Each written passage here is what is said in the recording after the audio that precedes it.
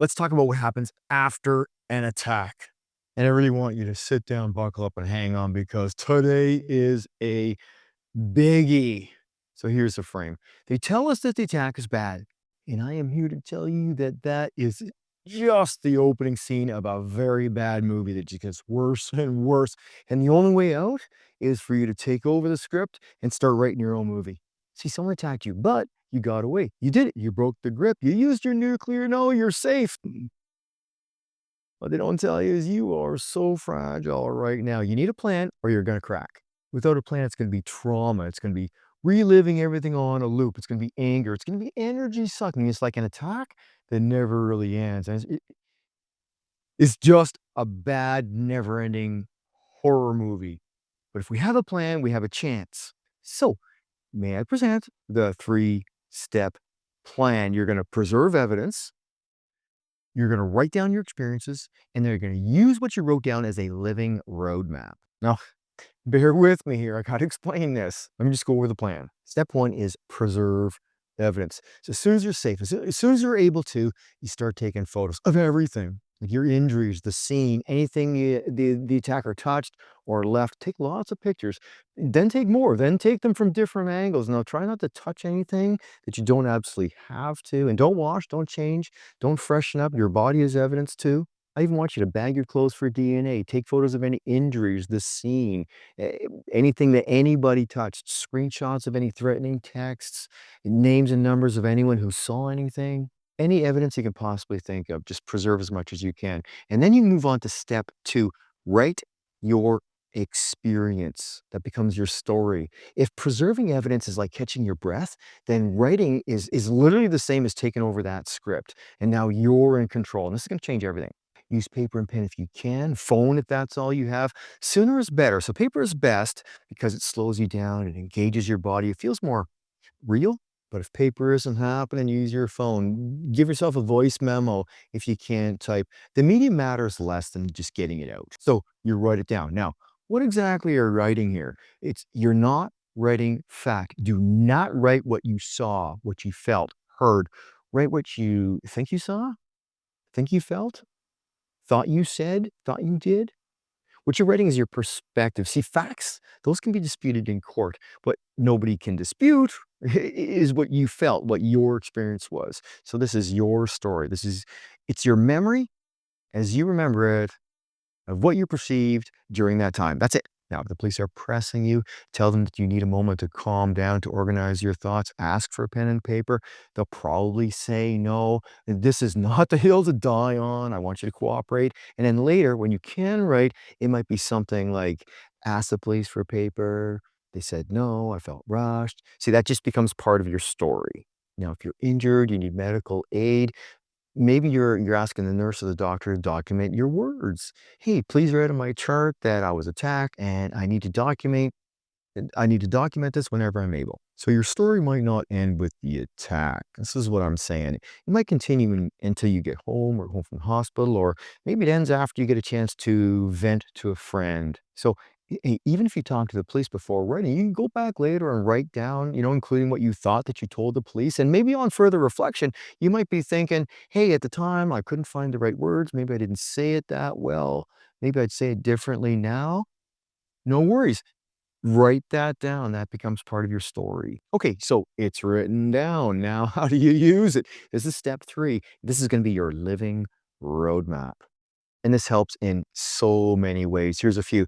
The police are going to want you to tell them what happened, right? Probably several times, maybe in pieces, maybe out of order. They're going to be asking you questions that you don't know how to answer. You're going to wake up at 3 a.m. thinking, oh, I should have said this other thing. Okay, hey, no worries. Take that story, make 3 a.m. updates. When the police are talking to you, use the paper as you've already written as a way to keep your thoughts straight. How about this? Lawyers, courts, and they're going to question you, contradict you, poke holes in your version of the story. Hey, what's the best way to manufacture trauma? Hey, fight for your life and then let a team of gaslighters into the room. Hey, sounds like fun. So before you speak with a lawyer or anytime in court, use what you wrote as a way to refresh your memory and tell people that. Tell them they're just your notes. They're just your way to remember and to keep your own thoughts straight. Hey, they might throw you a curveball question. So pause, read a section, get yourself back on track.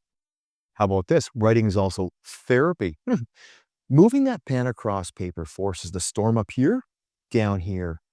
Writing slows your emotions. It orders your thoughts, gives you time to think. It removes contradictions. Writing lets you think about one thing once so that you can then move on. And that includes moving on to planning for the future instead of being stuck in the past. See, up here, it's a storm. Down here, it's controllable. Now, check it out. What's next is you're now going to analyze what you wrote with a purpose. You're going to go through that story and you're going to pick it apart. And you're going to turn every little bit of what happened into fuel to grow stronger, more resilient, less fearful. And this is how. Did a move work?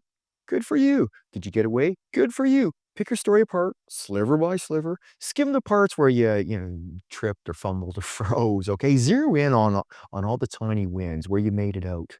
See, whatever you did, eventually it worked. You survived. That is one fact that no one can take away from you. You did enough right to survive, and that's power. You did it. So skip the bad, pull out the good. Even even if you didn't even fight back, if you froze, if you hey, it was a bad time and you ended up freezing or you went along just to survive, write that down too. Don't you know freezing is a biological survival response? It's not a failure. Your story is going to include whatever you did to survive, and even if that means doing nothing in the moment, that's legit. Writing also helps you plan. Check it out. Try this. 48 hours after you write everything down, do three things. First, reread and update your story. Next, make one decision about what's coming next. You're going to talk to a lawyer, to a therapist, take a self-defense class. And the third thing is you're gonna tell someone who's just gonna listen. They're not gonna try to fix, they're not trying to give you any advice. They're just a witness to your words. Now, that's gonna be your initial sort of homework, not right away, say 48 hours later. Writing your story down is also going to help you prevent backsliding on an emotional level. So before you vent to friends, family, go on social media, I want you to pause, okay? Here's the ugly truth. Social media is now your enemy. Don't post. Don't scroll. Don't react to posts. If you see something that brings on the rage and screenshot it, then delete it.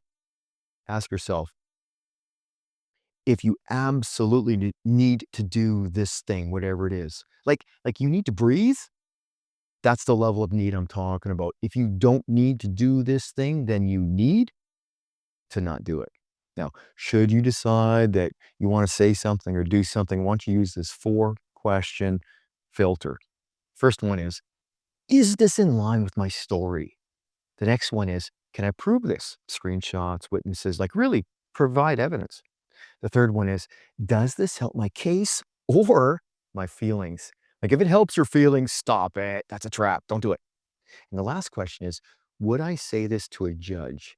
If the answer is no, don't say it, don't do it, not with anyone ever. Shut that down. See, trauma doesn't come from the crisis. It comes from that event living in our head forever. It comes from the story that we tell ourselves about it. So we need to control that script so that you can move forward along your storyline, the story that you want. We want to do everything we can to not loop back to the past. Now, suppose there is something that you really got to get off your chest and it's different from the story. Well, well, maybe you've got something there. Dig into that. Jot down a note. Maybe bring it up with your therapist if you have one. Now, I want you to be objective when you do this. That new thought might be a new paragraph, but it does not have to change your entire story. It just adds to it. One huge part of trauma that no one really likes to talk about is that we tend to lie to ourselves. And we do that early, and then that initial lie, we sort of take it as gospel, and we never go back to reflect on it. And that can really get us into trouble. And because of that lie, we never truly find deep calm. It's almost like our primal self is deep down inside talking at us saying, hey, I don't think that's true. And it never quite believes the things that we think we're thinking up here. Here's a silly example. I'm even going to change topics so that we can see how silly it is. And it's really sort of simple, but it's going to help explain what I'm talking about here. Suppose, okay, here's a story. Suppose there's a driver that gets into an accident. Afterwards, that driver is too afraid to drive. And everyone's saying, hey, it wasn't your fault. There's an official investigation. And the official word is, nope. They did everything right. There's nothing they could have done to prevent the accident. They even go so far as to take a driving course, maybe driving a refresher course, and the instructor gives them like 100% marks and even suggests that they should become a driving instructor. They're that good. Awesome. But for some reason, they're still afraid to drive. So here's what's going on. Deep down inside, the primal self is saying, okay, well, look, if there's nothing you could have done, then next time, there's nothing you're going to be able to do. And that is freaking terrifying. You know what's actually better? Taking a deep look at yourself and saying, yeah, you know what? I suck. I'm a terrible driver. You start at the bottom, right? But now your primal self gets to say, oh, okay, I get it, right? I might not know exactly what I did wrong, but if there is something that I did wrong, that means there's something I can get better at. And then next time I'll be better. Maybe I'll be ready. So your primal self has hope. Like deep down inside, your primal self doesn't want to feel good about itself. It doesn't want to be right. It wants to survive. It wants a fighting chance next time. And so when we come back to personal safety, it's the same sort of thing. If there's something bothering you, write it down, take a close, honest look at it. Now, eventually your story is going to have an end at some point. Like, I mean, when is up to you, but whenever it ends, however it ends, this is the line you're going to write. This is how I want you to end it. Okay. And then I wrote this down and I took my power back. See, this is not the end of your life. It's just the end of the chaos. Okay, wow, this was a huge bite. But hey, you went through a big event. So here we are. So let's summarize. We're going to preserve evidence. We're going to write down our experience, not fact, but our experience. And then we're going to use what we wrote as a living roadmap forever. And that, well, that's power. You just took it back. Keep it.